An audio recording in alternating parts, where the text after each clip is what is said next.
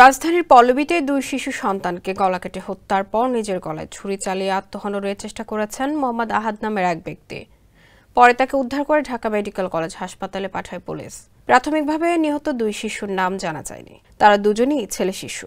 একজনের বয়স 7 বছর ও আরেকজনের বয়স 3 বছর। শনিবার দুপুরে এসব তথ্য জানায় পল্লবী থানার উপপরিদর্শক মাজেদুল।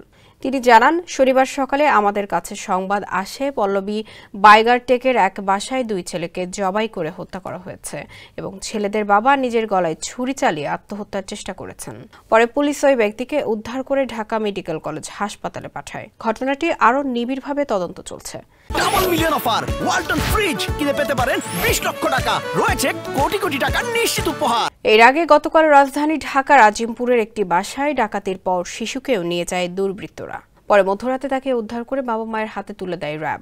সারা দেশে আলোড়ন তোলা এ ঘটনার সাথে জড়িত সন্দেহে এক নারীকে আটক করেছে র্যাব। শনিবার দুপুরে সংবাদ সম্মেলনে র্যাব জানিয়েছে, শিশুটিকে মায়ের কোল থেকে ছিনিয়ে নেওয়ার আগে তার মায়ের হাত পা বেঁধে মুখে কাপড় গুঁজে দেওয়া হয়েছিল। এরপর মা ও শিশু উভয়ের মুখেই ডাকাতরা চেতনানাশক স্প্রে করে।